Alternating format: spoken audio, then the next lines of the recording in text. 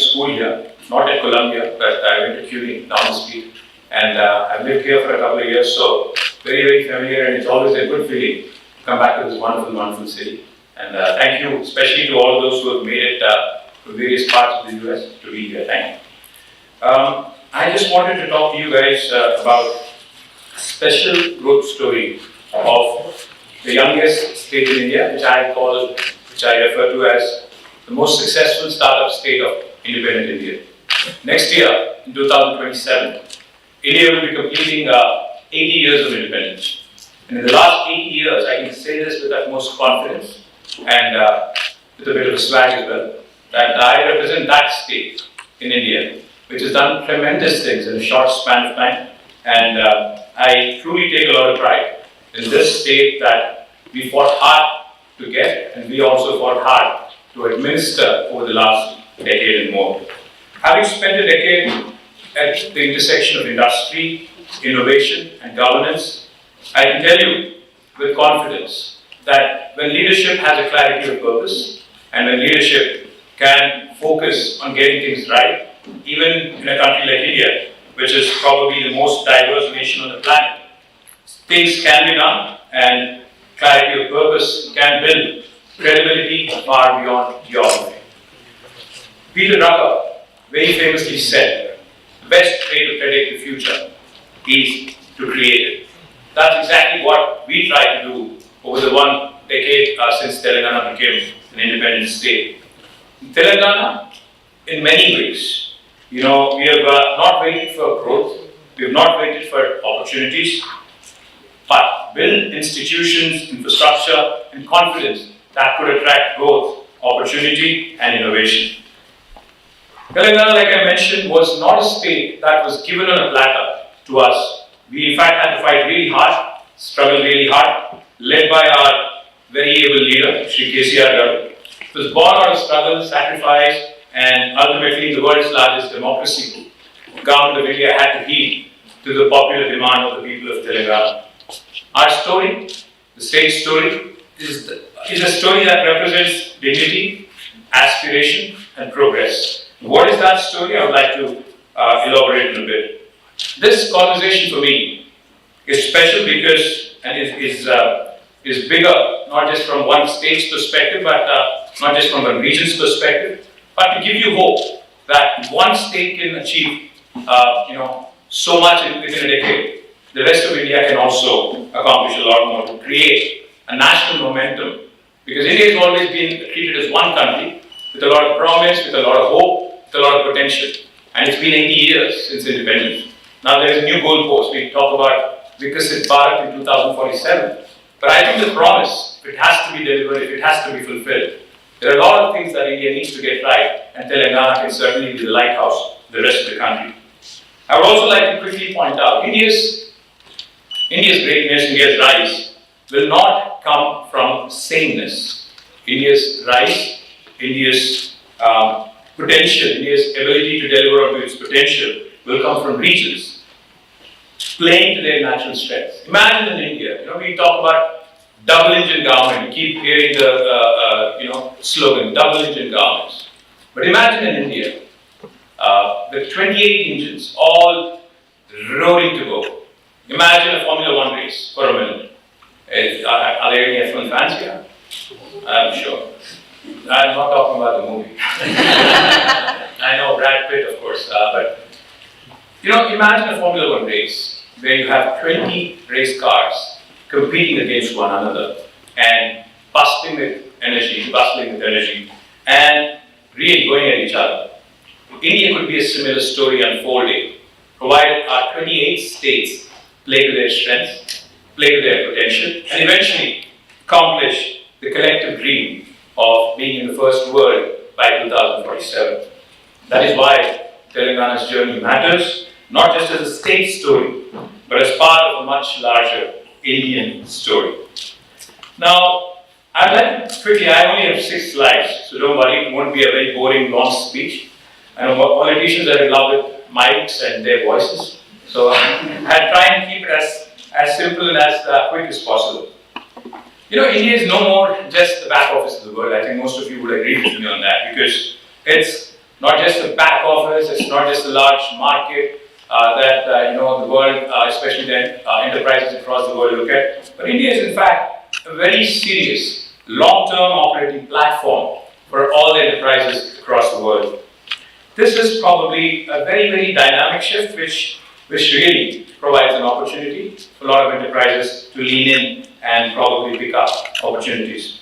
We're no longer a country that just is about potential. We're becoming a country of platforms, of ecosystems, and brimming with confidence. In fact, India offers unbridled talent. We offer market scale, and we also offer policy, which is extremely important, aligned with the digital infrastructure needs of current day enterprise. We produce, when I say talent, India has the world's largest think force on the planet. The world is getting older, but India is getting younger. Now, we produce almost 1.5 million engineers every single year. That's probably larger than any other country in the world. And most importantly, out of these engineers, if you look at the median age, India's median age is only 27. 50% of Indian population is less than the age of 27. But what is even more exciting, 65% of Indian population today is less than the age of 35. So imagine a workforce, and now people are talking about longevity and where humans are going to apparently live until 120 and 150. I'm not one of those believers, but still, assume for a minute that if somebody's going to live up to 120 or 150, look at what India has to offer in terms of potential human resources. Now that is probably the youngest and most diverse talent pools that you'll see. More importantly, as I mentioned, the digital infrastructure that is being set in place, set in motion, also creates enough opportunities by reducing friction across the various sectors in economy. Access has become faster, transactions have become smoother, and scale has become easier to manage. What mattered even more was how strong states and capable cities have converted that shift into real economic confidence. Now, India is not just a cost story anymore. It's not just a low-cost, high-value human capital that is at the offering. It's a capability story. In fact, it's a story of young Indians who really want to change over the course of the next decade or so the face of the rest of the world, provide solutions not just for India, but for the rest of the world as well. If you look across India, I think states, when I mentioned 28 different states all being powered and playing to their natural strengths, etc., what do I mean? What I mean is if you look at Tamil Nadu has built in-depth trade, manufacturing, and logistics capabilities over the last several decades. If you look at Karnataka, again, one of my favorite states in the country, especially Bengaluru as a city, has become the Silicon Valley of India without question. It has built innovation density at scale. And if you look at Maharashtra, led by Mumbai and Pune, of course, have built financial gravitas and metropolitan scale, which is comparable even to a city like New York. Anybody from Bombay here? Do you still call it Bombay or Mumbai? Mumbai, of course, Amchi Mumbai. And Telangana, of course, as a young state, has shown that you can move with speed, innovate in policy, and build with intent and create a growth story that travels beyond boundaries. And the larger lesson is very simple. India may attract attention through Prime Minister Modi and others at international and national forums, but investment decisions are made locally, at the state level, at the city level, on the ground.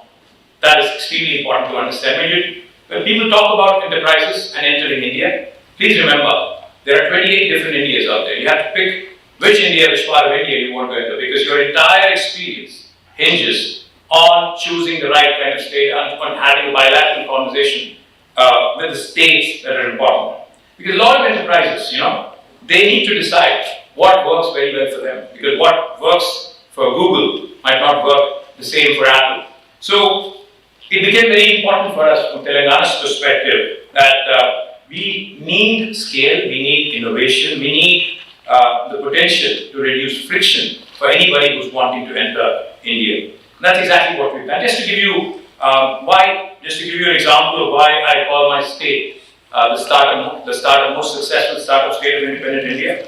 When we assumed office in 2014, on the 2nd of June, the total technology exports from the state of Telangana, and primarily from Hyderabad, was only 57,000 crores of rupees. Approximately back then, I think if you look at the rupee conversion, was about $8 billion.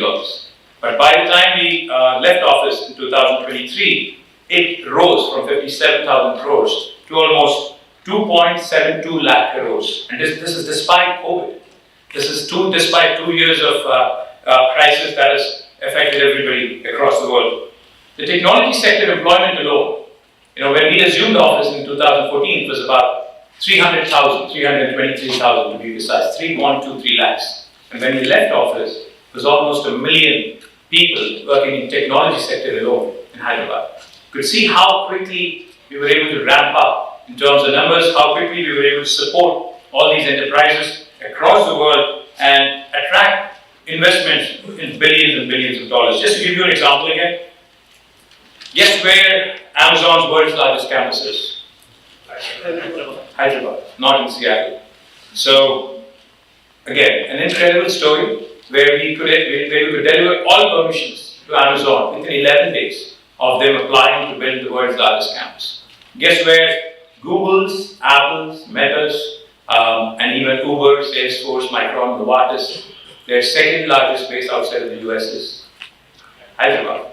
It's my fiduciary responsibility to the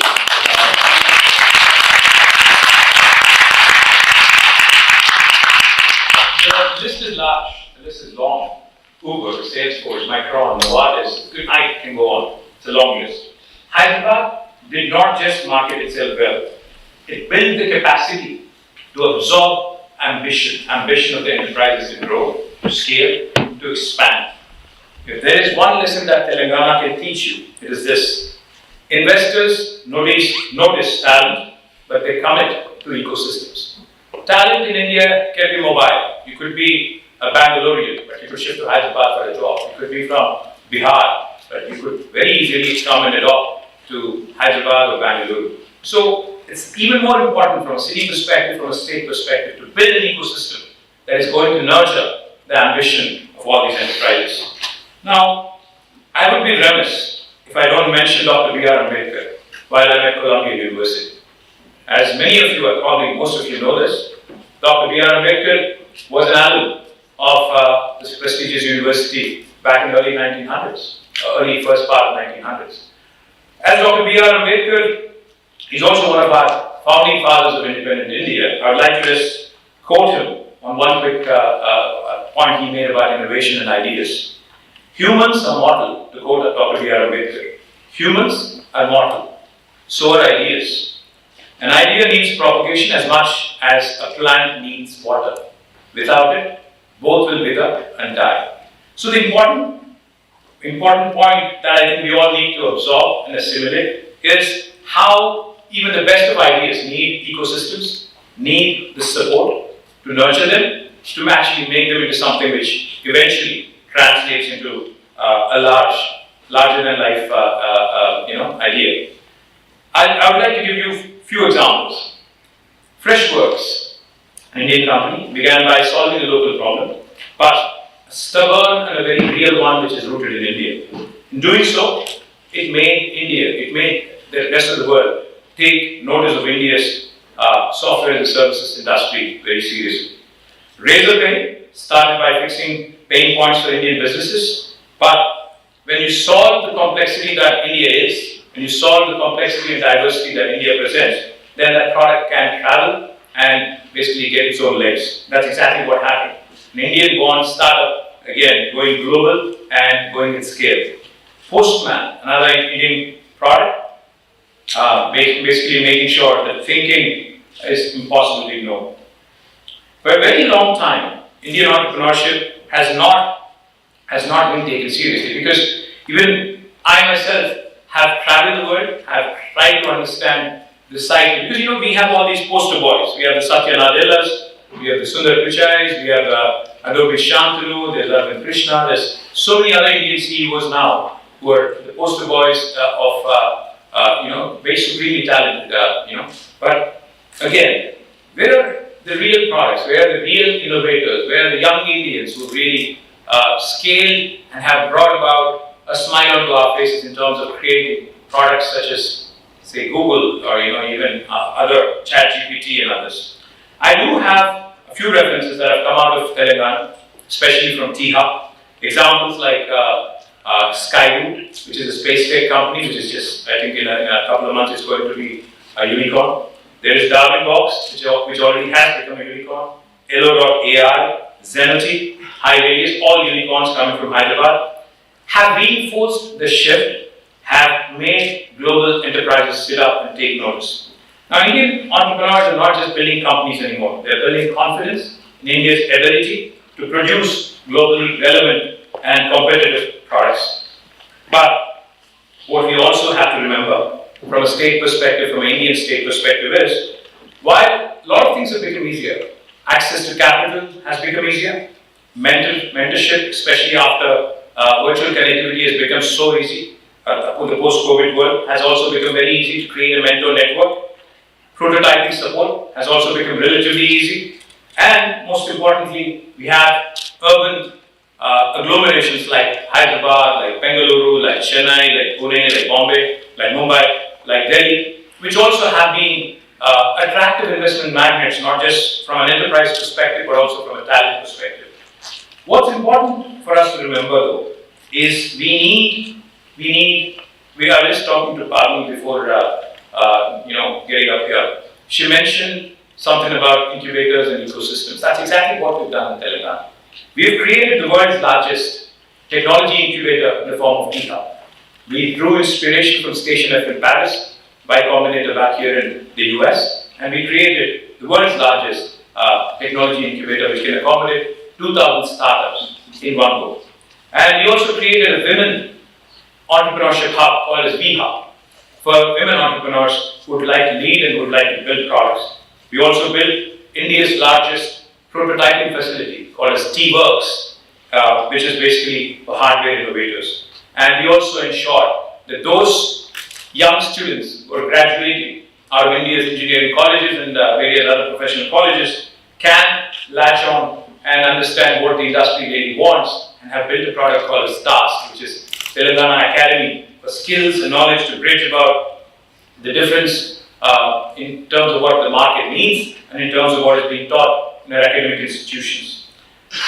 Great founders, most of them, may begin with a local problem, but when they go and try to solve it, like I mentioned, the complexity of India's systems and India's market will allow them to basically make sure that geography doesn't remain a ceiling anymore.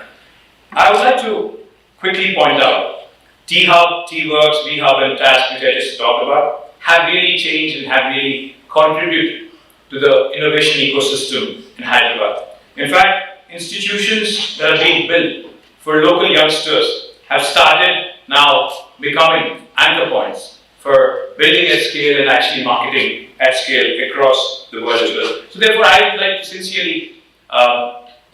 sincerely put forward a fact that ecosystems really matter. It's not just about talent, it's not just about making sure that good rankings for the ease of doing business index, etc., etc. We need mentor support, we need ecosystems that nurture, humble beginnings. And that's where I think Indian states and Indian governments have to start focusing in as well.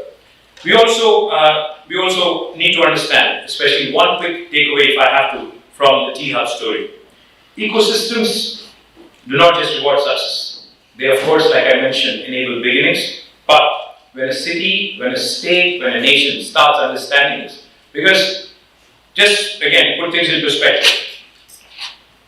Can any one of you guess in this room where the second largest number of unicorns are from outside of the US? Second largest, which country is the second largest? China. Fantastic. Who said it right? That gentleman is absolutely right.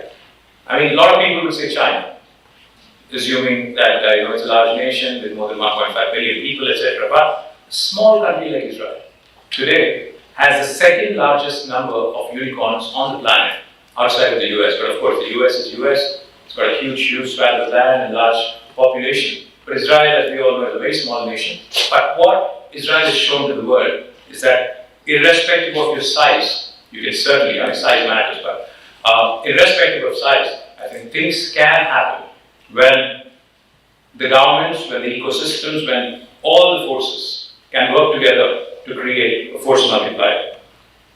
What are the opportunities that Telangana today presents? I'll just quickly wrap up in the next 5 minutes. Telangana today is not just a technology story. It's not just the story of ecosystems which we have built, the tasks, the T-hubs, etc. We are also the leader in life sciences. Telangana, for those of you who do not know, produces 1/3 of human vaccines globally, not in India. So next time one of your children, one of your cousin's child is getting a vaccine shot, there is a 1 in 3 chance it could have been made in my city, Hyderabad, in my state, Telangana. We produce 10 billion doses of human vaccines every single year. That is the largest in terms of percentage, 33% for any city, for any state across the world. Now, we also are leaders in India for bulk drugs and pharmaceutical manufacturing. We produce nearly 40% of India's bulk drugs and pharmaceuticals. We also are leaders in fintech. We also have a good manufacturing ecosystem. I can't claim that we are the leaders, but we do have a decent ecosystem. We are also transitioning into clean energy. And of course, Hyderabad continues to be the leader in India in terms of urban infrastructure. For those of you who have not visited Hyderabad, I would strongly urge you to, especially after visiting the rest of Indian city. I mean, go to Bombay, go to Delhi, go to Bangalore, and then please come to Hyderabad. I would really appreciate it.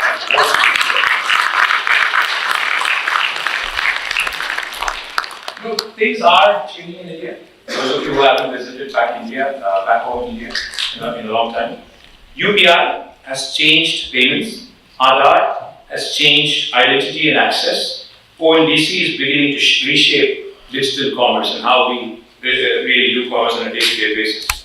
The deeper shift is that these digital systems are now becoming the base layer on which other sectors can scale. Now, why am I mentioning so many different ecosystems? I tell you only one simple thing. I think the next wave of growth, I think the next big opportunity for all of you young men and young women here who are wanting to do something at scale lies not just in one sector. It does not lie either in life sciences or in technology or in agri-tech or in fintech or clean tech, etc. I think the real opportunity lies at the point of intersection of all these different sectors, and I don't think we have the room anymore for isolated bets in one sector. We need to be able to have this convergence happening across different sectors. Now, Hyderabad is one such example. I'll just point out to a classic company that you all know, Novartis. You all may be familiar. It's a Switzerland company based out of Basel, headquartered in Basel, and has their second largest base outside of Switzerland in Hyderabad, India. Their largest innovation campus, Novartis' largest innovation campus, is in Hyderabad. Now, what do they do in this campus in Raiguru? What they do there is digital drug discovery. It's not so much about pure play laboratories and pure play research that goes on in a science lab.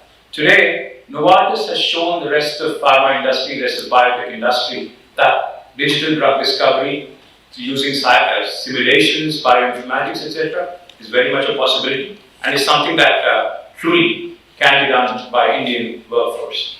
Now, after Novartis, we've had great success. We've had Amgen, we've had Sanofi, a number of other international companies that have chosen Hyderabad. In fact, my dream really for my state is to bring in the top 10 pharma companies of the world to do all their digital drug discovery using innovation from the ecosystem that we've built in Hyderabad. I think we're already there 50%, but I think it will be important for us to also bring in more and more such interesting intersection points. Companies, homegrown companies like Dr. Reddy's. I think we have the sign of Dr. Reddy's somewhere here, Vishal. Is Vishal Reddy here? Hi, Vishal. So Dr. Reddy's is a homegrown company from Hyderabad. It's done exceptionally well and has built its scale. And the chairman's son is here. For those of you who want to interact, and probably have them sign some checks. We have Bharat Biotech. We also have Biological Avance, and we also have Sanofi, and a number of other biotech companies which have the much needed scientific depth and industrial scale, all within the same geography that is India, that is Telangana today. So my humble point on this, one particular issue, our future will not be shaped by one sector alone. I think the future of India, the future of business, the future of enterprise can be shaped where technology begins to multiply the strength of many sectors and all at once. That is something we all need to appreciate. Just as a case in point, Telangana has been an agrarian state which was deprived of water to our arable land. We have very hard-working farmers. We've had Godavari and Krishna, two lifeline rivers, which traverse through the length and breadth of our state, but unfortunately did not have the technology or the leadership to bring back that water to the arid, dry regions of Telangana. And that's what has changed to the formation of the state. Our leader, Shri KTR, has built, please don't trust me when I say this, I'm a politician. So you might want to use ChatGPT or Google and double check me on this, fact check me on this. We have built the world's largest multi-purpose irrigation project in a short span of 4 years. Did I mention the world's largest, not India's largest, within a short span of 4 years, and have created potential to irrigate 4.5 million acres of land in Telangana. This has never been done by any state. What I was trying to basically mention was the ability to adapt technology and use it to make sure that even the farmers who are at the bottom of the food chain, so to speak, are also given an opportunity to scale. Now, just to wrap up, all I would urge the young students here and the young businessmen and women here is please remember the hard choice is rarely between growth and caution. Please remember that it is speed versus stability, ambition versus depth. Now, what do I mean? What I mean is, short-term headlines versus long-term capabilities. It's easy to make a splash. It's easy to actually create, be an impact player. For those of you who watch cricket, and how many of you watch cricket here? The US has also joined the league, man. I think we should start taking it more seriously. What do I mean? Impact versus stability. If you watch the T20 format, we have all these impact players. But I'm an old guy, I'm 50, so in my mind, I keep thinking, but this isn't cricket. The real cricket is the test match cricket, where somebody has to endure a 5-day game. How many test match cricket fans here? Anybody ever? I'm guessing all of you are in the 40s or 50s. So, what I would like to point out is, it's easy to be an impact player. You can come in, with a swag and probably bash a few 4s and 6s, boundaries and 6s, and, be hailed as the next big superstar. But it's incredibly important to stay the course, to have the talent, to be able to let go if it's a delivery that you can't play. I'm a huge Rahul Dravid fan. Somebody who's called a wall. I had a poster up on my wall back in my college days in Pune. The reason why I'm mentioning this is because he's somebody who really embodies endurance, who really embodies capability over a longer period of time. I think it's extremely important for young entrepreneurs to remember. It's always it's always long-term capacity over short-term headlines and splashes. Now, let me also quickly add, at scale, leadership also is often the art of sequencing. When life, especially if you're at Columbia University or in the US, if you're in the Valley or New York City, you have so many opportunities, you have so many ideas. Even my son, who's also in Pittsburgh at Carnegie Mellon, he keeps talking about multiples. But let me remind all of you young guys right here, it's equally important to prioritize, what to build first, what to institutionalize early, because you may have tens of ideas, you may be bustling with energy. What to do, what to absorb politically, what to design so momentum survives beyond the announcement, beyond the short-term splash that you all can make. What is the product that is going to probably endure and survive and build momentum over a longer horizon? So the builder's mindset, especially if you're a youngster, is simple, if you ask me, especially from Indian perspective. Please don't just announce, design. Don't just announce big ideas, design, focus on it. Do not just react, anticipate. Do not just attract capital, because it's easy to attract capital these days. It's easy to raise capital. But build confidence in your investors. Do not just solve for today. That's easy, because any ordinary guy can figure out the pain point of today, but it's equally important to remember that you have to create capacity for tomorrow. I will just simply, close out by saying one simple thing. In the age of scale today, the most important thing a government or a founder or a CEO can build is trust among your investors, among your customers, irrespective of whether you're a politician or an entrepreneur or whoever you are. Remember one simple thing: the next wave, the next big wave, will be about leverage and accelerating progress. The foundation for all of you at Columbia has been well laid. You've been given wonderful education at one of the biggest Ivy schools in the world. So the next wave really is about leveraging this opportunity, accelerating the progress, and finding out how these points of intersection. Because I can't close the conversation or close my speech without referencing AI, because I'm sure you've heard of it enough and more times. Last point really I would like to make is artificial intelligence, of course, is cutting across and is becoming all pervasive. It's cutting across all sectors. It's becoming all pervasive. It will certainly shape how factories are run, irrespective of geographies. It will certainly also shape how drugs are discovered in future. And it's also going to determine how finances are underwritten, how our cities are managed. And we certainly need better cities. I just had a really tough time getting New York traffic as well. So I think our cities need to be better managed as well in terms of infrastructure. How climate tech will no longer be discussed as a virtue. It can be discussed as somewhat of a competitive index. So ultimately, I think the really last line I would like to say is India today can absorb and do probably what the US and China have done over the last 3 decades in the next 1 decade. India can assimilate and accelerate and truly aspire for greatness over the next 1 decade if most of these American Indians, most of these Indian Indians, and everybody who's an Indophile can apply themselves and come invest and come work with states and come engage with us. So thank you very much for this opportunity, for calling us. Thank you. And special thanks and special mention to our Shishman Kangiru for sending the invite personally and delivering it and making sure that I came along. Thank you. See, I'm not new to New York. I've been here, I went to school here.